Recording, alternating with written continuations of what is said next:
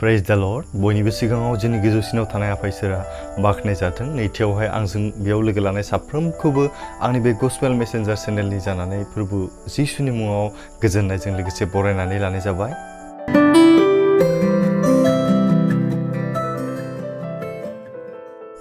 आसा खालामदों नोंथांमोना गासैबो इसोरनि अननायाव दासान्दि मोजाङैनो दं। इसोरनि अननायाव आंबो दासान्दि मोजाङैनो दङ।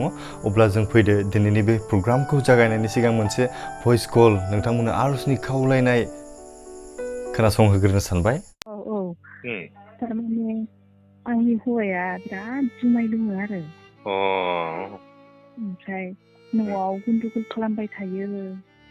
बिमा फिसा हिनजाव गावनि फिसा दानथारनो देथारनो नामायो आरो बिनि थाखाय आरज खालामबाय फंबाय। दे जागोन दे। थारमाने जों दायो नै न'आवबो थानो हायाखै आरो बाहेरावसो दा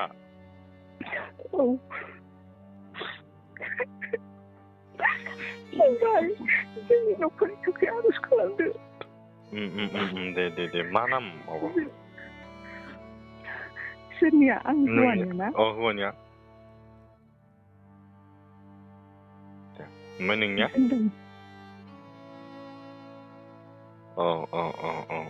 दे जों दायो दुब्लियावसो दंथ'यो आरो हाखुमानानै। नोंबो गथ'फोरबो? गथ' सासे हौवासा दोङो दायो 12 बोसोर जाथाराखै आरो 11 बोसोर माहाय जाबाय। फंबाय अननानै आरज खालामदो। दे जागोन। बे भइस कलखौ खोनानानै आंनि गोसोआव गोबांथार गाबखांनायखौ मोनदोंमोन। मानोना बे जाय आब'नि गाराङाव, जाय आब'नि गाबनायाव आंनि गोसोखौ, नोंथांनि गोसोखौ दिनै सोगाबनो हादों। इसोरनि गोसोआ अब्ला बेसेबां गाबगोन एबा बेसेबां गाबदों जोङो साननानै नायदों। आंनि गोसोआ गोबांथार गाबखांनायखौ मोनदोंमोन। आं थानो हाया जादोंमोन। बेबायदि गोजोननाय गैयै न'खराव दिनै इसोरा माबोरैहाय थागोन, बा इसोरा दिनैहाय नोंनि न'खरखौहाय गोजोननायाव थानायखौ लुबैदों, अननायाव थानायखौ लुबैदों। नाथाय अननायनि सोलाय गाबलायनाय, बोजबनायनि सोलाय बुलायनाय, नैबेखौ जों मोननो हादों। अब्ला इसोरनि गोजोननायखौ जोंनि न'खराव माबोरै जों मोननो हागोन?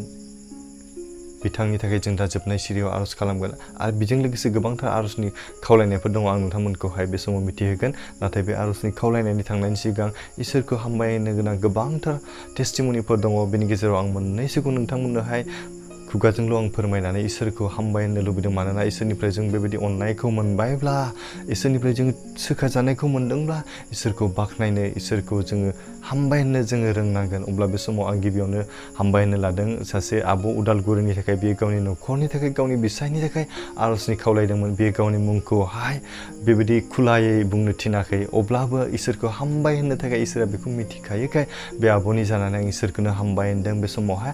आरोबाव सासे दङ जे गावनि बिसायनि थाखाय, सानाय सुनायफोरनि थाखाय बियो आरजनि खावलायदोंमोन। बिनि बेबायदि सानाय सुनायफोरा सोखाजानायखौ मोनदों। इसोरखौ हामबाय होननाय आंनिसिम मेसेज फोरमायहरदों। आरो बेबायदिनो सासे आब' जोंहा मेगनाव एम्फौ हाबनानै गोबांथार मुलिफोर लाब्लाबो बियो सोखाजानायखौ मोननो हायाखैमोन होनना बुंदों। बेबायदिनो आरजनि खावलायनायनि गेजेरजों बा इसोरनि गेदेर महिमा बिनि गेजेराव नुजाथिदों। आरो बे मेगनखौहाय बेबायदिनो नायनो हानायखौहाय, बिनि आलौनायफ्रा सोखाजानायखौ मोननायखौ जों नुनो मोन्दों। बेनिखायनो बे आब'आबो इसोरखौनो हामबाय होनदों। बे समाव आंबो बिथांनि जानानै फोरबो इसोरखौनो हामबाय आरो हामबाय होनदों। अब्ला बे समाव आं जोबथियावहाय मोनसे इसोरखौ हामबायनाय आरोबाव मोनसे आङो लाबावनो सानबाय। जोंहा सासे फंबाय, बियो 5 दाननि सासे गथ'सा दिनैहाय खांगासिनो दङ। नाथाय मास मोनसेनि उननिफ्रायनो एबा 4 मास जाबाय बियो गथ'आ गाबगासिनो थायोमोन। आरो बे गाबबाय थानायखौ गोबां हस्पिटालफोराव बियो नायबाय। बेबायदिनो गोबांथार बङाइगावआव लांबाय, गुवाहाटि लांबाय, सिलिगुरि लांबाय। नाथाय बेबायदि गाबनायनि ओंथिखौ, गाबनायनि जाहोनखौ डक्टरफोराबो हमनानै मोनाखै होनना बुंदों। बेबायदिनो जोबथियाव बियो आंनिसिम कल खालामनानै गोबांथार रां थांबाय होनना बुंदों, गोबांथार रां खहा जाबाय। थेवब्लाबो दिनैहाय सोखाजानायखौ मोननो हायाखै। बेमारा ओंखाराखैनो, उन्दै गथ' जानायलाय बियो बुंनोबो रोङा। बेनिखायनो बियो आरजनि खावलायबाय। बिदि आरजनि खावलायखांनायनि उनाव बे गथ'आ गाबनायनिफ्राय मोजाङाव फैबायमोन। नाथाय साननैसो उनाव बियो आंनिसिम आरोबाव बेबायदिनो आरजनि नैथिबार खावलायहरबावबाय। बियो बुंबाय, आंनि गथ'आ आरजनि गेजेरजों इसोरा बिखौ अनबायमोन, बियो सोखा जाबायमोन, गाबनायनिफ्राय बियो गोजानाव थाबायमोन, बियो रंजाबायमोन, नाथाय नै आरोबाव बियो लोमजादों आरो गाबफिनदों होनना बुंदों। अब्ला जों साननानै नायदो, इसोरनिफ्राय नों सोखा जानायखौ मोननानैहाय दिनै नों इसोरखौ हामबाय होनो रोङाब्ला जोंनि जिबनाव आरोबाव बेबायदि आनजादफ्रा फैनो हागौ।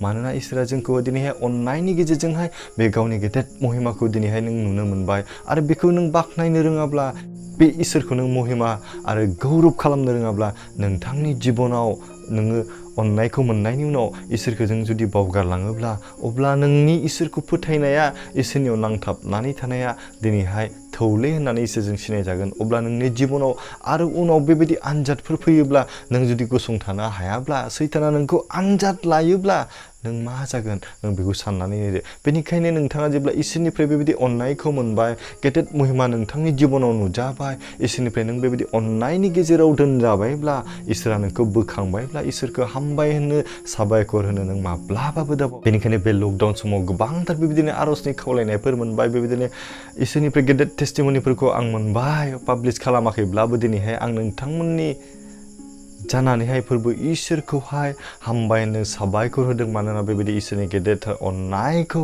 नोंथांमोना मोनबाय, नोंथांमोनाबो दिनैहाय साबायखर होदो। अब्ला जों आरजनि पइन्टसिम जों थांनायनि सिगां इसोरनि गुसुं बाइबेल सिरि आं मोनसेल' बे समाव आं फरायनो लादों। जेसायानि एबा आइजायानि 44 बालाबनि 10 सिरि, बेयाव बेबायदि लिरदों, गोदाव सोराव दाजा, कारन आङो नोंनि इसोर, आङो नोंखौ जर गोरा खालामगोन, औ आङो नोंखौ सहाय होगोन, औ आङो गावनि जै जै जाग्रा आगदा आखाइजों नोंखौ हमथाबाय थागोन होनना बुंदों। नोङो लोरबां दाजा, नोङो दुखुआव दंब्लाबो, नोङो सैनांनायाव दंब्लाबो, नोङो गाबनांनायाव दङब्लाबो, नों इसोराव जुदि नांथाबनानै थायोब्ला नोंथांनि जिबनाव इसोरा गेदेर खामानिखौ मावो होनना बुंदों। नोंनि इसोर जानायखाय बियो नोंखौ जर गोरा खालामगोन। जोंनि दुखुआवबो जोङो सहायनो हाग्रा जोंखौ खालामगोन, जोंनि गाबनायावबो बियो जोंखौहाय बोलोगोरा खालामगोन, जोंनि लोरबां जिबनावबो बियो जोंखौहाय बोलोगोरा खालामगोन। मानोना बियो जर गोरा इसोर, बियो जोंखौहाय बोलोगोरा खालामनो हायो। औ आङो नोंखौ सहाय होगोन होनना बुंदों। आंनि निरुपाय समावहाय, आंनि सहाय गैयै समाव, रावनिफ्रायबो आं हेफाजाब मोननि समाव इसोरा जोंखौहाय हेफाजाब होगोन होनना बुंदों। अनलायग्रा लोगोफोर, बेनिखायनो जों दिनैहाय इसोरनिफ्राय हेफाजाबखौ नागिरनि, सोरनिफ्रायबा बुंनानै नङा, नाथाय इसोरनिफ्राय जोङो गाबनायनि गेजेरजों, इसोरनियाव नांथाबनायनि गेजेरजों बेबायदि सहायखौ जोङो लानो सेस्था खालामनि। औ आङो गावनि जै जै जाग्रा आगदा आखाइजों नोंखौ हमथाबाय थागोन होनना बुंदों। जोङो सासे गोरलै गथ'खौ जेब्ला टाउनफ्राव, बाजारफ्राव, लामाफ्राव थाबायो, जोङो आखाइयाव हमनानै बेखौहाय थाबायो, दैबथिङो। मानि थाखाय? बेखौहाय गुबुना बोरैबा सौग्रावलांनो हागौ, सौखुथुनानै गोग्लैनो हागौ, गारिफ्रा सौग्रावलांनो हागौ, बेबायदिनि थाखाय जोङो हमथायो। जोंनि आखाइफोरजों जों हमनानै बिसोरखौहाय अननायजों दोबथिङो। नांगौब्ला जोङो बामनानै लायो। बेबायदिनो इसोरा नोंखौ गाज्रिनिफ्राय हमथायो। नोंखौ सोरबा सुथुरा आनजाद लायोब्लाबो बियो नोंनि बे आखाइयाव, गावनि आगदा आखाइजों हमनानै जोंखौ हमथायो होनना बुंदों। गोबां गासै आनजादफोरनिफ्राय बियो जोंखौहाय बायख'नानै लायो आरो जोंनो बेबायदि मोजांथार देहाखौ, मोजांथार समखौ गावनि अननायजोंहाय होफ्लायो आरो जोंनि जिबनाव बेबायदिनो गोजोननायखौ जों लानो हायो। इसोरनिफ्राय जों अननायखौ लानो हायो, इसोरनिफ्राय जों बोरखौ लानो हायो। जेब्ला जों इसोरनाव नांथाबनानै थागोन, अब्लासो जों बेबायदि अननायखौ जों मोननो हागोन। अनलायग्रा लोगोफोर, अब्ला फैदो जों दिनैहाय आरजनि पइन्टसिम जों थांदिनि। गिबियावनो आं आरजनि खावलायनाय पइन्टखौ लानो सानदों। दहाय जोंहा फार्स्टआव जि आं अडिअ नोंथांमोननोहाय दामनानै खोनासंहोदोंमोन, बे आब'नि आरजनि खावलायनायखौ आं लाफिनबावनो सानदों। बिथांनि न'खराव गोजोननायखौ मोननाय बायदि, बिथांनि न'खराव सान्तिखौ मोननाय बायदि। मानोना जोंनि न'खराव इसोरा दिनैहाय गोजोननायखौ लुबैदों, सान्तिखौ लुबैदों आरो रंजानायखौ लुबैदों। नै बेवहाय जाय आरजनि खावलायदों, बिथांमोना गावनि मुंफोरखौ बेबायदिनो आंखौहाय पाब्लिश खालामनायनि थाखाय फोरमायहराखै। बेनिखायनो आं बिथांमोननि मुंखौ आं मख'नानै होनाय नङा। अब्लाबो आङो डिस्ट्रिक्टखौहाय नोंथांमोननो मिथिहोगोन। इसोरा बिथांमोननि गेजेराव थानानै माबायदि खामानि मावगोन बेखौ इसोरा मिथिगौ। आरो नोंथांनि फोथायनायनि गेजेरजों बिदिनो इसोरा गावनि गेदेर महिमाखौ नोंथांनि गेजेराव मावनो थांगासिनो दं। बेनिखायनो नोंथाङा बेखौहाय फोथायदो। बे जाहैबाय जोङो सासे आब' चिरांनि, बे गावनि बिसायनि थाखाय आर'ज खावलायदों बिथांनि बिसाया थै रानलांबाय थायो होनना बुंदों थै रानलांबाय थायो चिरांनि बेनिखायनो बिथांमोना दिनैहाय इसोरखौ नाजावबाय होनना बुंदों नाथाय बेबायदिनो आन्धोयै दा माने दंथ'यो बेनिखायनो सानसे समाव बिथांमोननि गोसोनि दुरखौ जेरैहाय खेवबाय संसारावबो गावनि अननायजों मोजाङै थानो हानाय मोजाङै जानो हानाय मोजां देहा बिथांमोननो होगोन आरो जिबनाव गोजोननायखौ आरो लोगोसे गावनि देहायाव गोजोननायखौ लोगोसे न'खराव रंजानायखौ मोननो हागोन बिथांमोननि थाखाय जों दा आर'ज खालायगोन आरो जोंहा सासे उदालगुरिनि सासे आब' दं बेयो गावनि बिसायनि थाखाय बेयो आर'ज खावलायदों आं मुंखौ बेवहाय मख'नानै होनो सानाखै इसोरा गासैखौबो मिथिग्राखाय अब्लाबो जों बे समाव बेखौनो आं मिथिहोनो सानदों नोंथांमोनाबो गोसोजों आर'ज खालामदो गावनि बिसायनि थाखाय आब'आ गावनि गोसोनि गाबनायजों दिनैहाय आर'ज खावलायदों बिनि बिसाया निसा जायो होनना बुंदों जानाय लोंनायाव बे गफबनानै थायो बेनि थाखाय जोङो इसोरनोहाय मिथिहोगोन इसोरा बिथांनि गोसोनि दरखौ जों खेवनानै होयो आरो बे इसोरनि अननायखौ मोननो हायो जों बेखौनो मिजिंथिबाय आरो सासे जोंहा फंबाय दङ बियो हायद्राबादावहाय खामानि मावहैयो बियो गावनि बिमानि थाखाय गावनि बिमाया दिनैहाय बिखायाव गाराय जाबाय होनना बुङो 1 बोसोर जाबाय डक्टरनाव बेबायदिनो ट्रिटमेन्ट लादोंमोन नाथाय दा लकडाउननि जाहोनाव बेबायदि जेरावबो लांनो हायाखै गोबांथार सैनांनायाव भुगिनांनानै दङ होनो बे फंबायनि बिमा बेनि थाखाय जोङो आर'ज खालायगोन बिथांनि मुंखौ आं मिथिया अब्ला बिसोरो दिनैहाय मिथिगौ बिथांनि बिखायाव गाराय जाबाय होनना बुंदों 1 बोसोर जाबाय बे दिनैहाय देहाफ्रा रानलांदों होनना बुंदों नाथाय इसोरा बेखौ गासैखौबो मिथिगौ बेनिखायनो जों बिथांखौबो इसोरनो गथायगोन बेनि जे गाराय जानाया बेनि जे बेराम जानाया दानिफ्रायनो सोगा जानायखौ मोननो हागोन आरो बे देहायाव गोजोननायखौ आरो बोलोखौ मोनगोन आरो जिउआवबो बियो रंजानायखौ मोननो हागोन आरो इसोरनि गेदेर महिमा बिनि गेजेरजों नुजाथिगोन जों फोथायदों आरो जों दा जोबनायाव आर'ज जों खालामगोन आरो सासे आब' जोंहा दंबावो बिनि बिसालाया गोबां बेबायदिनो ड्राग्स जानायजोंहाय गफबनानै थाबाय होनना बुंदों आं नामखौ बेबायदि आं मख'नो सानाखै नोंथांमोननि सिगाङाव अब्लाबो नोंथांमोना दिनैहाय बिथांनि थाखायबो आर'ज खालायदो आरो इसोरा बेखौ गासैखौबो मिथिगौ बेनिखायनो जों इसोरनो बे समाव जों लोगोसे गथायनि आरो नोंथांमोननि जिबननि थाखायबो जों इसोरनो गथायनि मानोना इसोरा मावनो हायै जेबो गैया जों इसोरनो गथायोब्ला जोंनि गोसो गाबनायजों जों इसोरनि मिथिहोयोब्ला इसोरा जोंनि बिनायखौ थारैनो खोनासंगोन आरो जोंनि जिबनाव बियो गावनि गेदेर सोमोगोनां खामानिफोरखौ आरो गेदेर गावनि महिमाफोरखौ बियो मावनो हाग्राखाय बे नोंथांनि जिबनावबो बेबायदि सोलायनायखौ लाबोगोन गावनि अननायखौ होनानैहाय नोंथांनि जिबनाव गोजोननायखौ सान्तिखौ आरो नोंथांनि न'खराव रंजानायखौ लाबोगोन आं मिजिंथिबाय अब्ला जों फैदो दिनैहाय बे समाव जों जयैनो आर'ज खालायनि जोंनि गोजौसिनाव थानाय सोरगिनि गोथां आरो गोथार अनखौ इसोर आफा नों आफाखौ दानो बे समाव हामबायदों मानोना नोंनि गेदेरथार अननायखौ मोननायखाय दिनै बे समावहाय नोंखौ गाबज्रिनो फोरबो आफा नोंनि आथिं गुदियाव फैनो बेबायदि मोजां समखौ मोननो हाबाय फोरबो आफा दानो बे समाव बिसासखौ हामबाय होनदों फोरबो आफा जायफोर बेक्तिफोरा दिनैहाय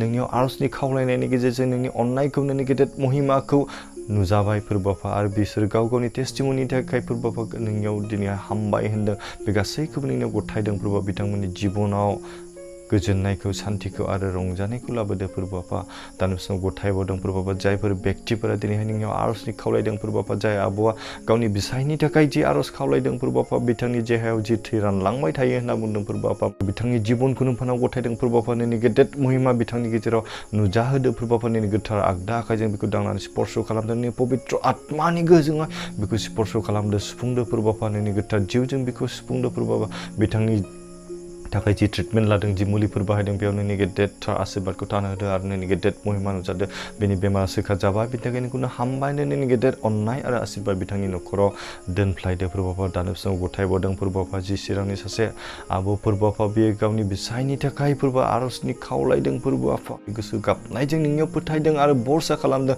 आरो नोंनियावनो आसा खालामदों आरो बेनिखायनो नोंनियाव गथायदों फोरबो आफा बेखौनो नाजावदो फोरबो आफा जाय बेक्तिया दिनैहाय निसाजों बेयो गफबनानै थायो फोरबो आफा बिनि गोसोनि दरखौ नों आफाया खेवनानै होदो फोरबो आफा बिथांनि गोसोआव हमदांनो हानाय बुजिनो हानाय गियान आरो गोहोखौ आरो सक्तिखौ नों होफ्लायदो फोरबो आफा नोंनि अननायनि गेजेरजों बियो बेबायदि गाज्रि आखुनिफ्राय बे गोजान जागोन नोंनि गोथार जिउजों बिनि आत्माखौ सिफुंदो स्पर्श खालामदो आरो नोंनि पबित्र आत्मानि गोहोखौ बिनि सायाव दानिफ्राय दैदेनदो फोरबो आफा बेजों लोगोसे थानो होदो आरो नोंनि गोथार जिउजों नोंनि गोथार आगदा आखाइजों बेखौहाय दैदेनदो गासै थांना थानाय जिबनखौ नोंफोरनाव गथायदों फोरबो आफा हामबायनो बे समाव जोंनि आर'जखौ खोनासंनायनि थाखाय बिसासखि आरोबाव बे समाव गथायबावदों फोरबो जाय फंबाय दिनैहाय हायद्राबादाव खामानि मावहैदों फोरबो गावनि बिमानि ट्रिटमेन्टनि थाखाय फोरबो आफा बेनि बिमाया दिनैहाय बिखायाव गाराय जानायजों बियो दिनैहाय थैनायनि फारसे थांगासिनो दं फोरबो आफा बेनि देहायाव गोबांथार रानलांनायखौ नुनो मोन्दों फोरबोफा हामख्रेंलांनायखौ नुनो मोन्दों फोरबोफा बेनिखायनो जों दिनैहाय नोंनियाव गथायदों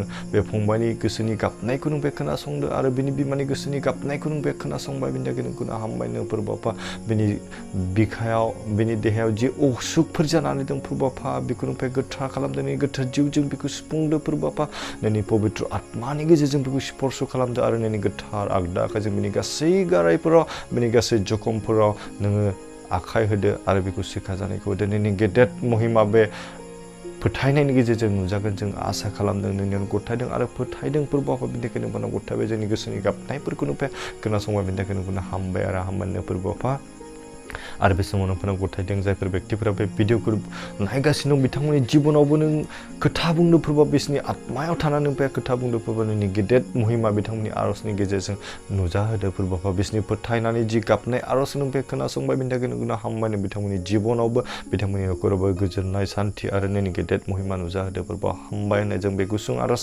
सासेल' बासायग्रा ख्रिस्ट' प्रभु जिसुनि बिबाय आमेन अब्ला बे समाव नोंथांमोन साफ्रोमखौबो आरोबाव जोबथियाव फोरबोनि मुङावहाय आङो हामबाय मावदों बे हाबाफारियाव आंजों जागायनायनिफ्राय जोबजासे थानायनि थाखाय आसा खालामदों नोंथांमोना बे भिडिअखौ नायनानै जोबोद जिउआवहाय गोजोननायखौ मोननो हादों आरो नोंथांमोनखौ बे समाव आं खावलायदों नोंथांमोना बे आंनि चेनेलाव गोदानब्ला अननानै साबस्क्राइब खालामदो आरो लोगोसे नोंथांमोननि लोगोफोरनो शेयार खालामदो जाहाथे बेबायदि अननायखौ नोंल' नङा आंल' नङा जोङो बयबो मोननाय बायदि इसोरा जों साफ्रोमजोंबो लोगोसे थाथोंसै गोजोन्थों